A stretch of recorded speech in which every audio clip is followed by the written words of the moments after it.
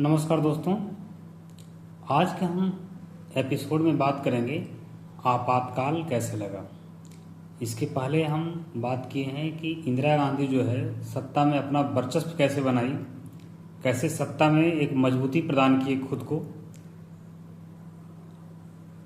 तो आज के एपिसोड में मेनली आपातकाल लगाने के कुछ प्रमुख कारण रहे, उस पर चर्चा करेंगे जो तात्कालिक कारण हुए। तो सबसे पहले इसमें जो एक पीछे के एपिसोड आप सुने होंगे तो आपको ये चीज़ पता है कि एक तरफ जो विपक्षी पार्टियां हैं वो सरकार को घेरे हुए है, भ्रष्टाचार के मुद्दे पर, महंगाई के मुद्दे पर, रोजगार के मुद्दे पर। दूसरी तरफ सरकार और न्यायपालिका के बीच भी जो है द्वंद्व चल रहा है कि नहीं, खास करके मौलिक अधिकारों को लेकर के। तो सबसे पहले हम ये जानेंगे कि मौलिक अधिकारों को लेकर के न्यायपालिका के बीच द्वंद्व क्या था, है कि नहीं। तो इसको समझने के लिए आपको दो आर्टिकल को जानना जरूरी है। एक आर्टिकल 13 और एक आर्टिकल है 368 368। तो आर्टिकल 13 जो है मौलिक अधिकार को मतलब सरकार द्वारा बनाए गए कानूनों से सुरक्षा प्रदान करता है। यानी कोई वैसी विधि बनाई जाती है जो मौलिक अधिकारों का हनन करता है तो न्यायपालिका उसे अनुच्छेद 13 के तहत निरस्त कर सकती है। ये अनुच्छेद 13 है और अनुच्छेद 13 का पार्ट उसमें उसके कहने का मतलब है कि उसके और भी पार्ट्स हैं, 13(1), 13(2), 13(3) इस प्रकार से। तो 13(1) तो वैसे विधि के लिए है जो मतलब हम ये कह सकते हैं कि जो संविधान लागू होने से पहले कोई अगर ऐसी विधि है जो मौलिक अधिकार का हनन करता है तो उसको नष्ट कर दिया जाएगा या उसको निरस्त कर दिया जाएगा। ये 13(1) है, तो इससे तो कोई विवाद ही नहीं था। 13(2) है कि अगर कोई जो सरकार है अगर कोई ऐसा विधि बनाती है जो मौलिक अधिकार का हनन करता है तो उसको आर्टिकल 13(2) के तहत उसको न्यायपालिका निरस्त कर सकती है। और 13(3) में ये बताया गया है कि विधि का मतलब क्या होता है, विधि का अर्थ बताया गया है उसमें। तो ये चीज़ एक बेसिक चीज़ है जो आपको जानकारी होनी चाहिए। अनुच्छेद 368 है, इसके तहत जो है संसद संविधान में जो है संशोधन कर सकती है ना, कहीं भी जो है संशोधन उसके द्वारा किया जा सकता है। तो मामला हम शुरुआत करेंगे कि आखिर सरकार और न्यायपालिका के बीच जो है फंडामेंटल राइट को लेकर के विवाद कहाँ से शुरू हुआ, उस पर सुप्रीम कोर्ट के क्या क्या निर्णय हैं। तो सबसे पहले तो 1951 से ही चलते हैं। वहाँ पे क्या हुआ कि जब सरकार बनी, संविधान लागू हुआ तो भूमि सुधार से संबंधित एक कानून लाया गया और उस समय जो संपत्ति का अधिकार था वो मौलिक अधिकार था उस समय तक। तो उसमें जब लाया गया तो जाहिर सी बात है जब उससे भूमिहीनों को भूमि दिया जाएगा तो किसी से भूमि लिया जाएगा, है कि नहीं। तो कई लोग जो है सुप्रीम कोर्ट तक का दरवाजा खटखटाए कि जो है मेरा फंडामेंटल राइट का वायलेशन है कि नहीं। वो जो है आर्टिकल 13(2) का उपयोग करते हुए सुप्रीम कोर्ट गए। सुप्रीम कोर्ट उस विधि को यह कहते हुए खारिज कर दिया कि ये जो विधि है ये अनुच्छेद 368 के तहत बनाया गया है और इस पे जो है न्यायालय कुछ नहीं कर सकती है, ये सामान्य विधि नहीं है कि नहीं। तो यहाँ पे जो है सुप्रीम कोर्ट जो है सरकार के पक्ष में निर्णय देती है। इसके बाद फिर 1965 में सज्जन सिंह बनाम राजस्थान मामला आया, वो भी संपत्ति से संबंधित ही था और संपत्ति से संबंधित था इसका मतलब कि फंडामेंटल राइट से संबंधित था। तो उसमें भी जो है सुप्रीम कोर्ट सरकार के पक्ष में निर्णय देती है। टर्निंग पॉइंट आया 1967 में, गोलकनाथ बनाम पंजाब राज्य का मामला आया।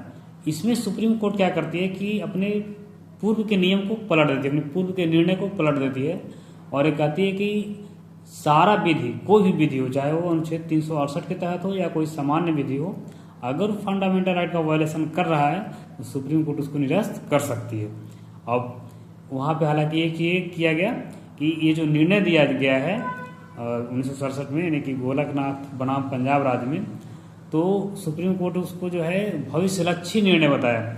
बोला कि ये जो निर्णय के बाद जो भी विधि बनाए जाएंगे उस पे लागू होंगे, ना कि पहले वाला पर, है कि नहीं। भूतलक्षी लागू नहीं होगा, इसको हम कह सकते हैं रेट्रोस्पेक्टिव इफेक्ट से लागू नहीं किया जाएगा। इसको जो है प्रोस्पेक्टिव ओवर रूलिंग किया जाएगा इसको, यानी कि भविष्य लक्षणी, भविष्य में जो भी कानून बनाए जाएंगे अगर फंडामेंटल राइट का वायलेशन करते हैं तो उन्हें निरस्त किया जाएगा। अब यहाँ से जो है विवाद शुरू होता है। इसके बाद प्रीवी पर्स को लेकर विवाद चल ही रहा था। 1970 में इंदिरा गांधी प्रीवी पर्स को अध्यादेश के द्वारा समाप्त कर दी थी और न्यायपालिका उसको जो है फिर रद्द कर दिया। अब जब इंदिरा गांधी 1971 में जब चुनाव जीतती है, बढ़िया बहुमत लाती है, तो जाहिर सी बात है मजबूत स्थिति में रहती है। तो इसने क्या किया कि 368 के तहत यानी संविधान में 24वां संविधान संशोधन किया और उसमें ये आर्टिकल 13(4) जोड़ा गया। 13 में आर्टिकल 13 में ही 13(4) जोड़ा गया और उसमें लिखा गया कि अनुच्छेद 13 का कोई भी बात 368 के तहत यानी अनुच्छेद 368 के तहत होने वाले संविधान संशोधन पर लागू नहीं होगा, है कि नहीं।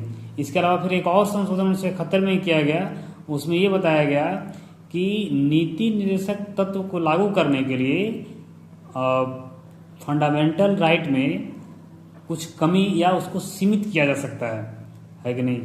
ये दो मतलब बैक टू बैक जो है संविधान संशोधन किया गया, तो न्यायपालिका और सरकार के बीच जो है तनाव एक तरह से क्या हो गया, थोड़ा गहरा हो गया।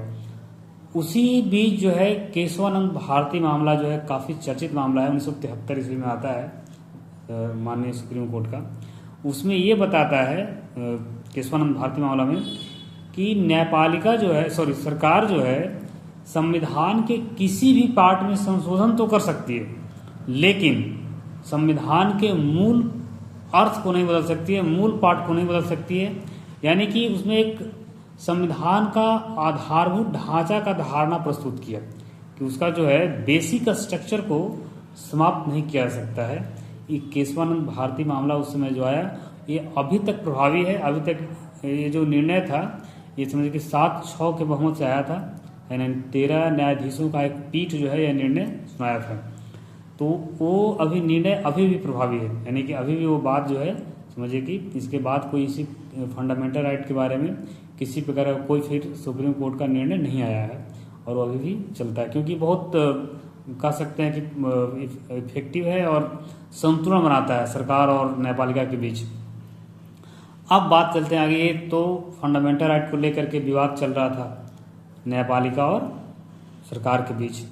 इसी बीच क्या होता है कि 1973 में केशवानंद भारती मामला आता है।